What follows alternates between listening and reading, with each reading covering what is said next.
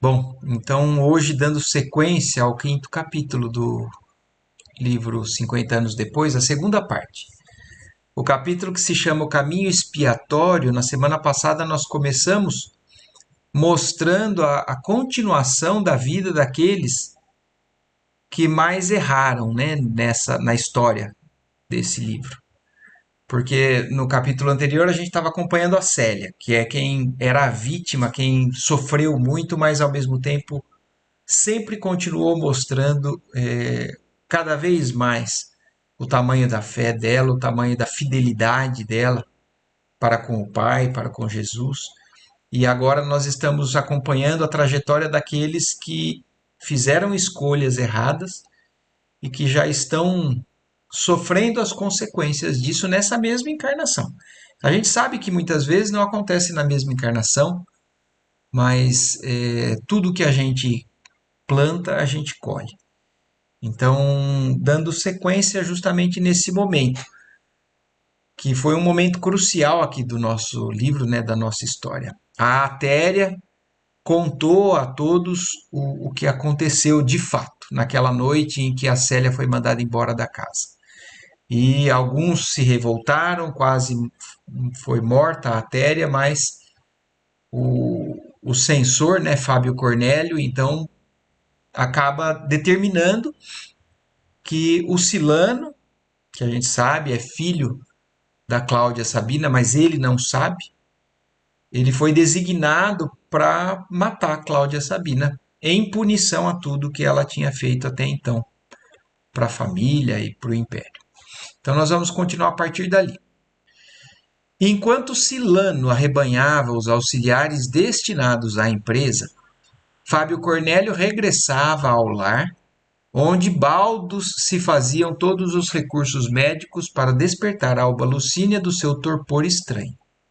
Movimentando todos os servos, Euvídio Lúcio tudo fazia para despertar a companheira. Como louco, seu coração diluía-se amargamente em torrentes de lágrimas, e era improficuamente que recorria às promessas silenciosas aos deuses familiares. Enquanto Atéria sentava-se humildemente à cabeceira da antiga patroa, o tribuno desdobrava-se em esforços inauditos e Fábio Cornélio passeava de um lado para outro, agitado, no interior de um gabinete próximo, ora esperando as melhoras da enferma, ora contando as horas, a fim de conhecer o resultado da comissão sinistra. Com efeito, de tarde, o emissário do censor, rodeado de soldados e dos dois companheiros de confiança que deveriam penetrar na residência de Cláudia, chegara ao aprazível sítio, arborizado e florido, onde a antiga plebeia se entregava às suas meditações no doloroso outono de sua vida. A viúva de Lólio Úrbico passara o dia entregue a reflexões amargas e angustiosas. Como se uma força misteriosa a dominasse, experimentara as sensações mais tristes e incompreensíveis. Então, aqui mais uma vez, assim, a gente entendendo, a Cláudia Sabina há muito tempo estava isolada nesse sítio, né? Mas como que nesse momento ela estava envolvida, parece, ou conduzida por uma força, provavelmente pensando, sentindo as vibrações. Mas isso mostra exatamente isso. O como que no mundo espiritual ou no mundo, no domínio do pensamento, das vibrações, né, dos sentimentos e dos pensamentos, os espíritos se conectam. Então, tudo o que estava acontecendo lá, mesmo que à distância, o espírito da Cláudia Sabina já estava de alguma maneira sentindo e fez com que ela pensasse, né, refletisse, sentisse as sensações, umas sensações tristes e incompreensíveis para ela até então. Em vão passeara pelos deliciosos jardins da principesca residência, onde as avenidas graciosas e bem cuidadas se saturavam dos fortes perfumes da primavera. Sentimentos estranhos e intraduzíveis sufocavam-lhe o íntimo, como se o espírito estivesse mergulhado em amaríssimos presságios. buscou fixar o pensamento em algum ponto de referência sentimental, e todavia o coração estava indigente de fé, qual deserto adusto. Foi com a alma imersa em penosos cismares que viu aproximar-se, com grande surpresa, o destacamento dos pretorianos. Tomada de emoção, lembrando-se do que se representavam aquelas pequenas expedições de terror, noutros tempos, recebeu no seu gabinete o oficial que a procurava, acompanhado de dois homens espadaúdos e atléticos, com os quais trocara significativos olhares. Ao que devo a honra de vossa visita? Perguntou depois de sentar-se, dirigindo a Silano um olhar de curiosidade intensa. Então ela já sabia, né, o que significava aquela presença, porque ela estava acostumada com o movimento, né, dos imperadores, os mandos, né, e desmandos daqueles tiranos lá. Então ela pergunta, né, e o Silano responde: sois de fato a viúva do antigo prefeito Lólio Úrbico? Sim, replicou a interpelada com displicência. Pois bem, eu sou Silano Plautius e aqui estou por ordem do censor Fábio Cornélio, que, depois de longo processo, expediu a última sentença contra a vossa pessoa, esperando que saibais morrer dignamente, dada a vossa condição de conspiradora do império. Cláudia ouviu aquelas palavras, sentindo que o sangue lhe gelava no coração. Uma palidez de alabastro lhe cobriu a fronte enquanto as têmporas batiam aceleradamente. Estendeu precipitadamente as mãos a um móvel próximo, tentando utilizar uma grande campainha, mas Silano deteve-lhe o gesto, exclamando com serenidade: é inútil qualquer resistência. A casa está cercada. Encomendai aos deuses os vossos últimos pensamentos. A esse tempo, obedecendo aos sinais convencionais, Lídio e Marcos, dois gigantes, avançavam para Cláudia Sabina, que mal se levantara cambaleante. Enquanto o primeiro a amordaçava impiedosamente, o segundo avançou cortando-lhe os pulsos com uma lâmina acerada. Cláudia, todavia, sentindo o horror da situação irremediável, entregava-se aos verdugos sem resistência, endereçando, porém, a Silano um olhar inesquecível. Fosse, contudo, pelo pavor daquele minuto inolvidável, ou em vista de qualquer emoção irresistível e profunda, o sangue da desventurada não vazava das veias abertas. Dir-se-ia que a abrasadora emoção sacudia todas as suas forças psíquicas, contrariando as leis comuns das energias orgânicas. Então, olha que interessante isso, né? Ela foi amordaçada e cortada os pulsos, e algo de, assim, atípico até, né, aconteceu. E os espíritos respondem, né? Algo estava realmente influenciando naquele momento, mas o sangue dela não jorrou, não saiu, mesmo cortando os pulsos imediatamente ali. Ante o fato insólito e raramente observado nas sentenças daquela natureza, e observando o olhar angustioso e insistente que a vítima lhe dirigia, como a suplicar-lhe que a ouvisse, o oficial ordenou que Lídio sustasse o amordaçamento, a fim de que a condenada pudesse fazer as suas recomendações e morresse tranquila. Aliviada do arroxo, Cláudia Sabina exclamou em voz soturna: Silano Plautius, meu sangue se recusa a vazar, antes que te confesse todas as peripécias da minha vida. Afasta os teus homens deste gabinete e nada temas de uma mulher indefesa e moribunda. Então, olhem isso, o tempo, o que aconteceu, né, nas leis da natureza ali, algo conseguiu bloquear, ou espiritualmente, ou materialmente mesmo. O fato é que ela não morreu de imediato a ponto de conversar tudo aquilo. Tudo aquilo está acontecendo antes de ela realmente expirar, depois já tinha sido cortado os pulsos dela. Altamente impressionado, o filho adotivo de Quinéio Lúcio ordenou aos companheiros se retirassem para uma sala próxima, enquanto Cláudia, a sós com ele, atirou-se-lhe aos pés com as veias gotejantes, dizendo amargamente: Silano, perdoa o coração miserável que te deu a vida. Olha isso, aí agora nesse momento ela revela para ele: sou tua mãe, desgraçada e criminosa, e não quero morrer sem te pedir que me vingues. Olha como um espírito ainda malvado, endurecido, né? Ainda consegue, depois de tudo que aconteceu, tem acontecido, ainda pedir, ainda pensar o mal, né? Pedir vingança. Fábio Cornélio é um monstro. Odeio-o. Meu passado está cheio de sombras espessas. Mas quem te fez hoje um matricida é mandatário de muitos crimes. O pobre rapaz contemplava a vítima tomado de doloroso espanto.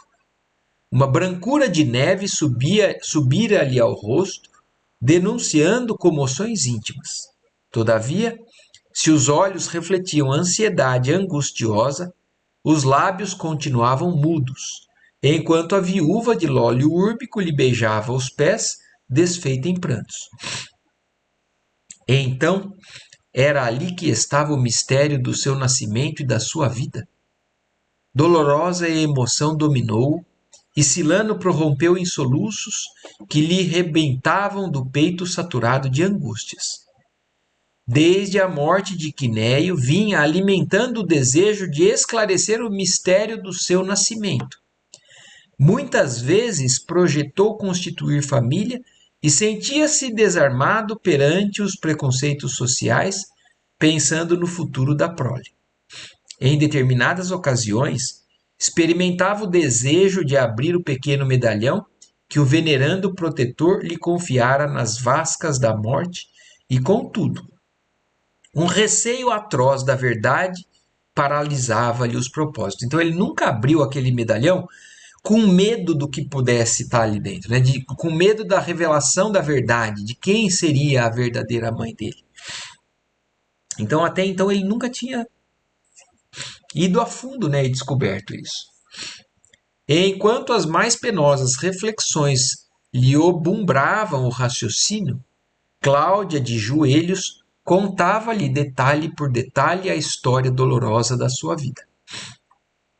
Estarrecido ante aquelas verdades pronunciadas por uma voz que se abeirava do túmulo, Silano inteirava-se das suas primeiras aventuras amorosas, do seu encontro com Elvídio Lúcio, nos tumultos aventurosos da vida mundana, da sua incerteza quanto à paternidade legítima e da resolução de confiá-lo a Quinéio, onde sabia existir a mais carinhosa dedicação pelo nome de Elvídio, circunstância que garantiria ao enjeitado um ditoso porvir. Dos golpes da sorte posterior, desposando um homem de estado. De suas combinações com Fábio Cornélio, em tempos idos, para a execução de sentenças iníquas no seio da sociedade romana, omitindo, porém, o drama terrível da sua vida em relação a Alba Lucínia. Quer dizer, ela contou tudo, só não contou que foi ela a responsável por tudo que aconteceu na família ali, né? E a Alba Lucínia. Sentindo que a eminência da morte agravava o ódio pelo censor, que a determinara, e por sua família, Cláudia Sabina, dando curso aos derradeiros desvios de sua alma, deixou transparecer que a morte de Lólio Úrbico, misteriosa e inesperada, fora obra de Fábio Cornélio e de seus sequazes ávidos de sangue, a fim de acarretarem a sua ruína. Quer dizer, além de tudo, ela ainda foi capaz de mentir, porque foi ela quem matou o prefeito, né? Mas ainda assim quis botar a culpa no Fábio Cornélio para garantir que o Silano iria se vingar daquilo que ela estava pedindo. Nos últimos instantes, levada pelo negrume do seu ódio tigrino, não vacilara em arquitetar o derradeiro castelo de calúnias e mentiras para levar à desolação a família detestada. Então é um espírito muito ainda, né, endurecido, voltado ao mal. Ela ainda conseguiu acabar de manipular para ainda conseguir acabar com a família do Elvídio Lúcio. Aquelas terríveis confidências soavam aos ouvidos do oficial como um clamor de vinganças que reivindicassem desforços supremos. Todavia, em consciência, não lhe bastavam apenas as emoções para identificar a verdade. Necessitava de alguma coisa que lhe falasse a razão. Então, o Silano estava extremamente sensibilizado, mas ao mesmo tempo ele ainda queria uma comprovação maior, para que o raciocínio dele tivesse convicto daquilo tudo que ela estava falando, porque emocionalmente ele estava tocado. Mas, como se Cláudia Sabina lhe adivinhasse os pensamentos, foi logo ao encontro das suas vacilações silenciosas. Silano, meu filho, Quinéio Lúcio não te confiou um pequeno medalhão que envolvi nas tuas roupinhas de enjeitado? Sim, disse o rapaz extremamente perturbado. Trago comigo essa lembrança. Nunca o abriste? Nunca. Nesse instante, porém, o emissário de Fábio revolveu uma bolsa que trazia sempre consigo, retirando o pequeno medalhão que a condenada contemplou ansiosamente. Aí dentro, meu filho, disse ela, escrevi um dia as seguintes palavras: Filhinho, eu te confio a generosidade alheia com com a bênção dos deuses. Cláudia Sabina. Silano Plautius abriu o medalhão nervosamente, conferindo uma por uma todas as palavras. Foi aí que uma emoção violenta lhe abalou todas as faculdades. Acentuou-se a brancura de mármore que se lhe estampara na fronte. O olhar inquieto e triste tomou uma expressão vítrea de pavor e assombro. As lágrimas secaram como se um sentimento lhe aflorasse na alma. Cláudia Sabina, sentindo-se nos derradeiros instantes, contemplava ansiosa aquelas transformações súbitas. Como se houvera sentido a mais radical de todas as metamorfoses, o rapaz inclinou-se para a vítima e gritou aterrado: Mãe! Minha mãe! Nas suas expressões havia um misto de sentimentos indefiníveis e profundos. Elas se lhe escapavam do peito como um grito de saciedade afetuosa depois de muitos anos de inquietação e de angústia. Recebendo aquela suprema e doce manifestação de carinho na hora extrema, a condenada, com a voz a extinguir-se, falou: Meu filho, perdoa-me o passado vil e tenebroso. Os deuses me castigam, fazendo-me perecer às mãos daquele a quem dei a vida. Meu filho, apesar de tudo, amo essas mãos que me trazem a morte. O pupilo de Quinéio Lúcio inclinara-se sobre o tapete manchado de sangue, num gesto supremo, que evidenciava sua angústia e o esquecimento do abandono materno, para considerar somente o destino doloroso que o conduzira ao matricídio. Tomou nas mãos a cabeça exânime da condenada, cujo olhar parecia agora rejubilar-se com os pensamentos enigmáticos e criminosos de sua alma.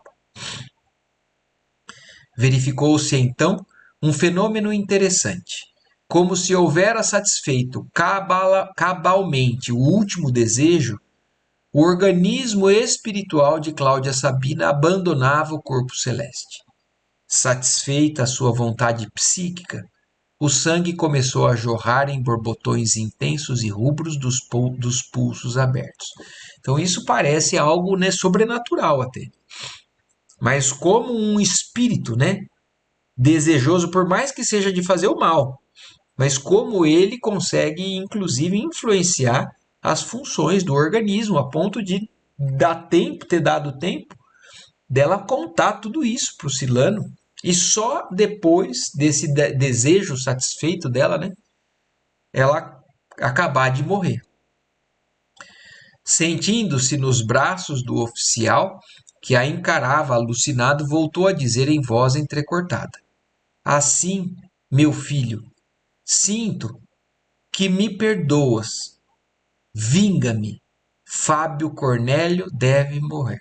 Então, ainda assim, ela consegue falar algo, né, para prejudicar alguém.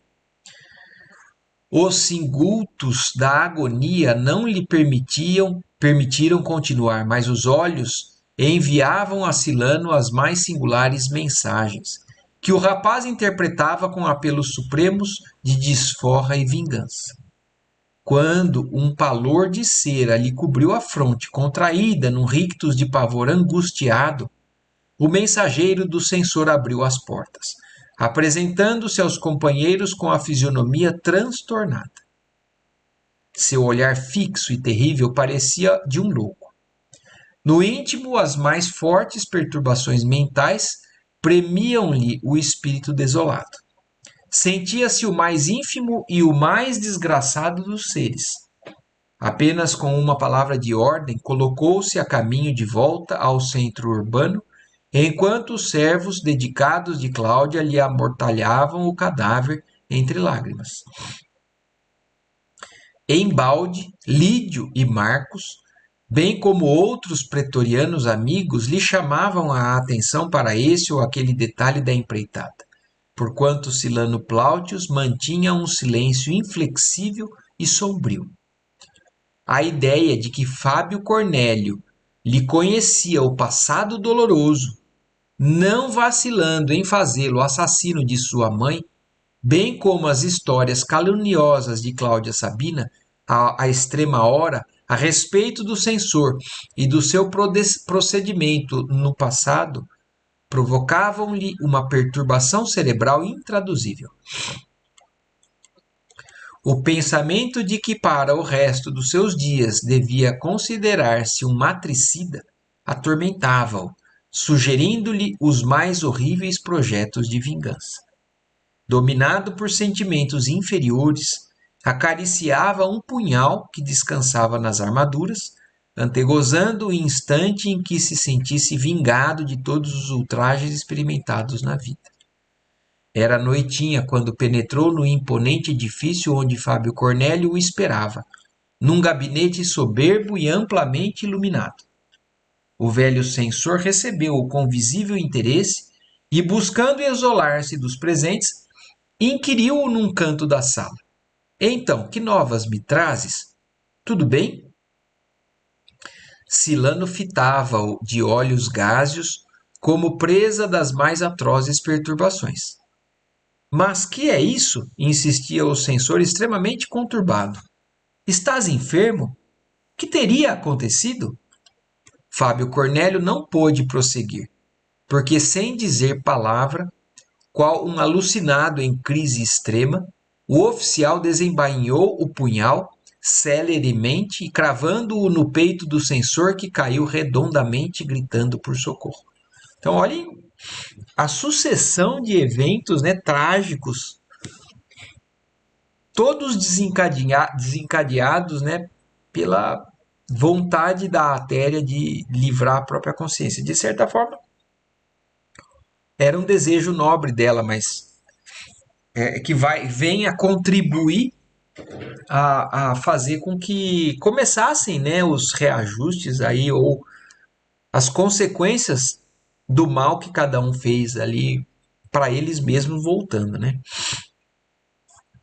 Silano Plautius contemplava a sua vítima com a face terrível dos dementes, sem dar o mínimo sinal de responsabilidade. Na sua indiferença, via o sangue do velho político escapar-se a jorros pela ferida entre a garganta e o omoplata, enquanto o ferido, nos estertores da morte, dirigia-lhe um olhar terrível. Foi nesse instante que os numerosos guardas rodearam o antigo protegido de Cneio Lúcio, eliminando-lhe igualmente a vida em rápidos segundos. Então, olha isso. Matou Cláudia Sabina, matou o Fábio Cornélio e os guardas do Fábio Cornélio mataram o Silano, tudo no mesmo dia. Debalde, o oficial tentou resistir aos pretorianos e outros amigos do assassinado, porque em poucos minutos estava reduzido a frangalhos pelos golpes de espada com que pagava a afronta ao Estado com a perpetração do seu crime. A notícia correu à cidade celeremente. Assistido pelos amigos mais dedicados, Elvídio Lúcio precisou invocar todas as forças para não fraquejar sob golpes tão rudes. Então imaginem Elvídio Lúcio, né? Sabendo a notícia que soube, a esposa entrando em choque, e agora o Silano matando o sogro, e o sogro e os guardas matando o Silano, que era, eu não sei, a gente não sabe, né, a que ponto que o Elvídio Lúcio tinha certeza da paternidade dele com relação ao Silano. Existia uma desconfiança, né, pelo que a gente sabe. Mas tudo isso acontecendo no mesmo dia, então imagina, ele teve que buscar força onde nem existia. Dada a situação delicada em que se encontrava a esposa, providenciou para que os despojos sangrentos fossem levados à residência com especial cuidado, a fim de que o quadro sinistro e doloroso não agravasse a moléstia de Alba Lucínia na hipótese de suas melhoras após a síncope prolongada. Um correio célere foi despachado para Capua, chamando Caio Fabricius e sua mulher a Roma imediatamente. Entre as preocupações mais acerbas e impossibilitado de comunicar o peso que lhe oprimia o coração a qualquer amigo, dadas as penosas circunstâncias familiares em jogo, o filho de Quinéio vertia lágrimas dolorosas ao lado da esposa entre a vida e a morte, enquanto Márcia assumia a direção de todos os protocolos sociais. Em sua residência, para atender a quantos visitavam os despojos dos dois desaparecidos. Alba Lucínia despertara e, contudo, vagava-lhe no olhar uma expressão de alheamento do mundo. Pronunciava palavras ininteligíveis que Elvídio Lúcio daria a vida para compreender. Percebia-se que ela perdera a razão para sempre. Além disso, as síncopes renovavam-se periodicamente como se as células cerebrais, à pressão de uma força incoercível, rebentassem vagarosamente uma por uma. Obedecendo aos imperativos da situação, o tribuno expediu ordens para que os funerais do sogro e do irmão adotivo se efetuassem com a celeridade possível.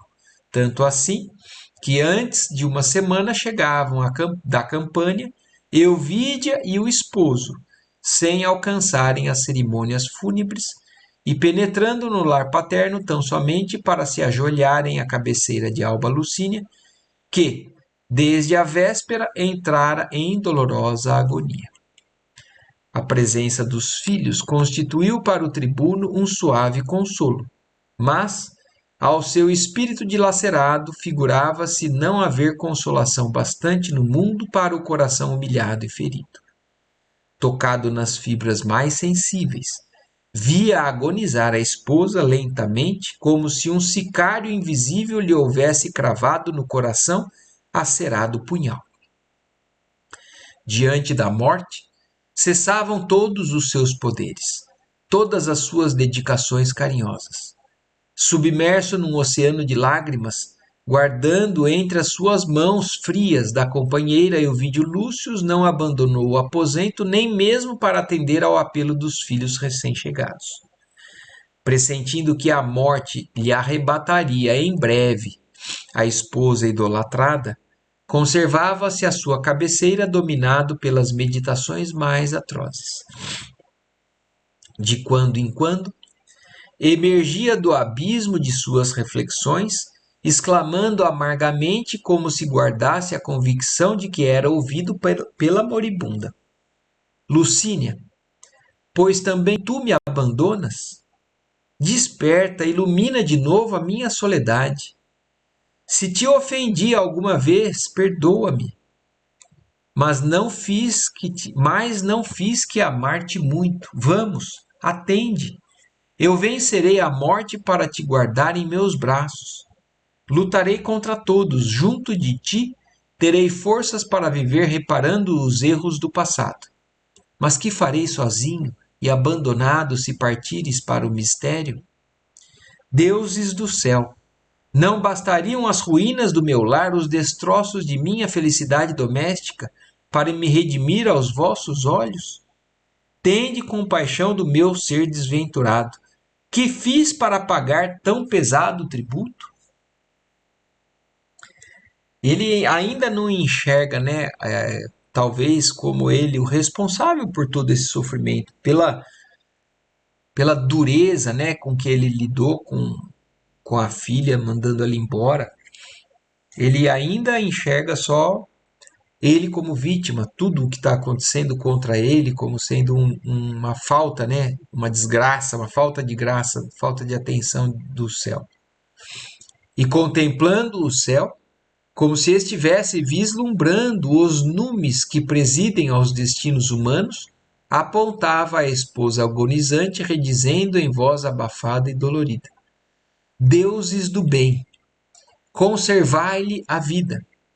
Entretanto, como se as suas rogativas morressem apagadas diante de uma esfinge, Alba Lucínia desprendia-se do mundo com uma lágrima silenciosa ao amanhecer, enquanto os clarões rubros do sol tingiam as primeiras nuvens do céu romano ao caricioso despontar da aurora. Então imaginem uma sequência de desencarne, né, de todos esses seres comprometidos, né, dessa história. A Alba Lucínia morre uma semana depois, mais ou menos, mas todos ali praticamente juntos, né? Nos olhos agora secos e esquisitos, perpassava uma expressão de revolta contra todas as divindades, ao seu ver, insensíveis aos seus padecimentos e apelos desesperados. A residência do tribuno cobria-se então de crepes negros, enquanto a sua silhueta agoniada permanecia junto à urna magnífica que encerrava os despojos da companheira, qual sentinela que se houvera petrificado em desespero. Energético e impassível, respondia aos apelos afetuosos dos amigos com monossílabos amargos, enquanto Caio e Elvídia e a bondosa Márcia faziam as honras da casa.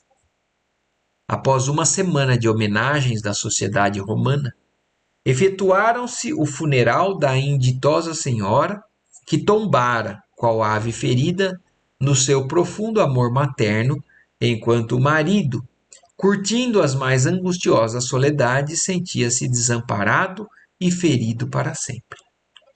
Amargurada e silenciosa, a Téria permanecera na casa até o instante em que os carros mortuários acompanharam Alba Lucínia às sombras do sepulcro. Empolgada pelas tragédias que a sua revelação havia desfechado dentro daquele lar outrora tão feliz, sentiu-se humilhada no mais íntimo do coração. Então, apesar, né, da intenção ter sido boa da Atéria, porque ela agora era uma cristã e se sentia culpada e queria se redimir dessa culpa, ela fez o que a consciência dela pedia, mas o desfecho foi uma sequência de tragédias naquela família, que ela até agora estava ali junto deles, cuidando da Alba Lucínia, inclusive. Mas no momento em que a Alba Lucínia morre, ela se sente totalmente perdida, humilhada, né? Porque ela se sente responsável, de certa forma, por aquilo. Mas não só responsável, eu imagino, pela revelação agora, né? Mas responsável porque ela causou a tragédia inicial e depois, na sequência, né, tentando corrigir essa tragédia inicial, causou essa segunda tragédia. Muitas vezes, nas horas terríveis da agonia da ex-patroa, dirigia o olhar súplice ao tribuno a fim de verificar se lhe perdoara, de modo a tranquilizar a consciência abatida. Euvídio Lúcio parecia não vê-la, indiferente à sua presença e à sua vida.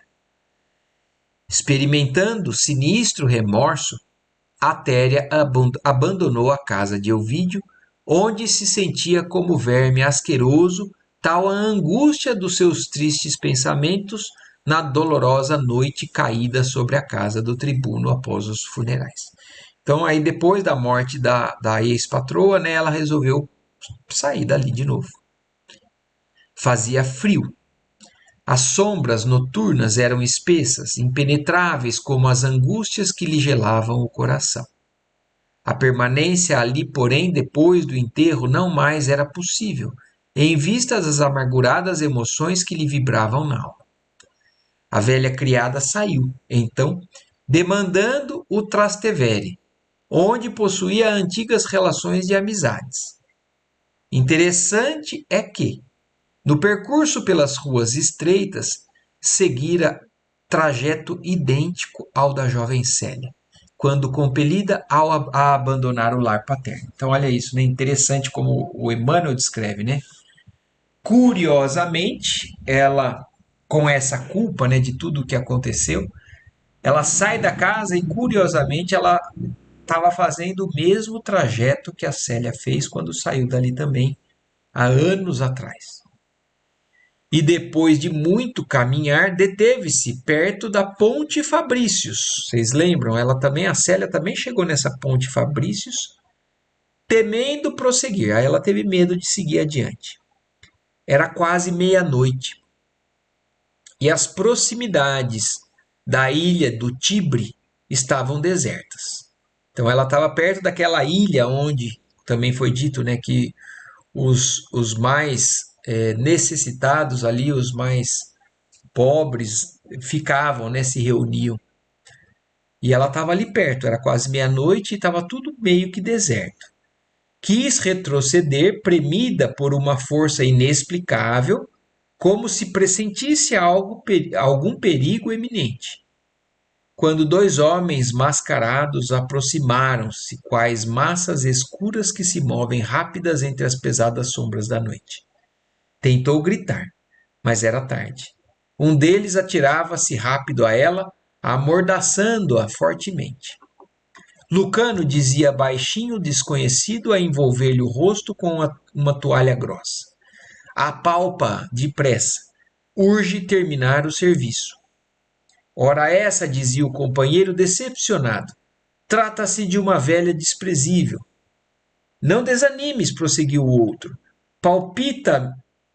Palpita-me que é boa presa. Vamos, essas velhas costumam trazer o dinheiro oculto no seio, quando são perigosas e avarentas. O bandido, que tinha as mãos livres, levou-as ao tórax da velha criada de Euvídio Lúcio, sentindo que o seu coração batia acelerado. De fato, era ali que a Atéria guardava, numa bolsa reforçada, todo o cabedal sonante das suas economias. Encontrando-lhe o pequeno tesouro, ambos os malfeitores esboçaram um sorriso de satisfação e, obedecendo a um sinal do companheiro, Lucano bateu fortemente na cabeça da vítima amordaçada com uma pequena bengala de ferro, exclamando com voz sumida quando percebeu que ela desmaiara. Assim sempre é melhor. Amanhã não poderá relatar a proeza aos vizinhos para que as autoridades nos venham incomodar. Em seguida, arrastaram a vítima atordoada pelos golpes rijos, atirando-a sem piedade nas águas pesadas do rio que rolava silenciosamente. A Téria teve assim os seus últimos instantes como o expiar do torpe delito do passado culposo. Então, vocês viram a sequência, né, de eventos que aconteceram, inclusive, aqui a gente vê, na verdade, né, a comprovação uma das frases de Jesus, né, que fala assim: o escândalo é necessário, mas ai daquele que fizer parte dele, né, que for responsável por ele. Então, a gente acha que a gente, em algumas vezes, né, quando a gente está enganado, que o mal corrige o mal, né? De certa forma, muitas vezes, faz com que quem fez o mal passe por situação de expiação, né? De começar a pagar por aquilo que fez. Mas não que esse seja o caminho, né? Porque é como Jesus falou, ai daquele que for parte. Aqui, eu imagino que a providência divina se utiliza dessas pessoas ainda capazes de fazer o mal, mas não como missão. Falar, então você vai fazer isso. Não. Essas pessoas são capazes, ainda estão longe de chegar a uma compreensão diferente e estão praticando isso. Mas, como nada é injustiça perante Deus, ou como nada é sem razão de ser, Deus aproxima essas pessoas dessas outras pessoas que são capazes de fazer isso, que fazem com que já comece ao mal limitar o mal. Mas é claro que, lembrando, se a gente pensar assim, a gente acha que então o mal sempre vai existir. Então, sempre quando eu cometi algo de errado, eu preciso de alguém cometendo também algo errado no mesmo nível para que eu pague por aquilo que eu fiz. E a gente sabe que isso não é verdade. Aliás, saiu uma matéria na Revista Espírita do mês passado falando justamente sobre isso. Sobre tudo o que eu fiz, eu vou ter que pagar na mesma moeda, eu vou ter que passar exatamente por aquilo que eu fiz para poder quitar as minhas dívidas. E nessa matéria, né, que é maravilhosa, fala que o mal não precisa, né, vir limitar o mal quando o bem chega antes. Então, esse ciclo vicioso, né, de mal dando troco para o mal, ele é interrompido quando a gente entende o que Jesus veio e passou para a gente. Quando alguém perdoa. Quando alguém é capaz de amar e interrompe esse ciclo que parece infindável. É uma matéria linda. Se vocês quiserem, depois eu compartilho aqui. Aliás, foi até motivo, né, de uma palestra, né, que a gente falou lá no Seu João recentemente. Então, mas o capítulo de hoje mostrou muito claramente, né, o como existem consequências e a gente começa a muitas vezes sofrer as consequências dessas escolhas ruins das nossas vidas, principalmente quando a gente está pronto para entender e aprender, né? O mais breve possível a gente já começa a receber o tranco, né? Da vida, a mostrar para a gente que o caminho é inverso mesmo. Precisa de algo que assim, chacoalhe, chame a atenção para acordar, para mudar o ritmo da vida, o sentido da vida, né? Por hoje eu vou terminar por aqui, porque mostrou as consequências de cada um desses seres. Aí depois vai voltar agora, né, a sequência ali na casa do Elvídio, mas por enquanto nós vamos parar por aqui. Aí na semana que vem a gente acaba esse capítulo, certo? Eu não sei se tem alguma questão, alguma observação que vocês queiram fazer com tanto acontecimento, né, com tanta tragédia nesse dia de hoje aqui.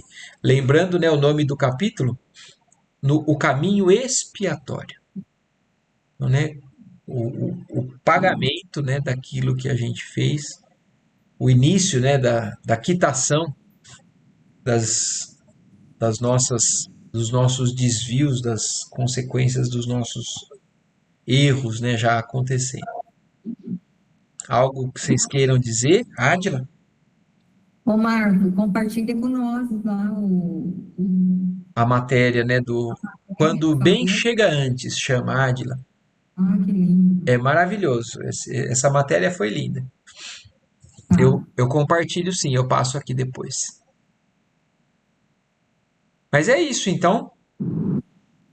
Lela, Tá Gandolfo, ótimo. Não, não, tá ótimo. Muita coisa para digerir, muita mas coisa. sem perguntas.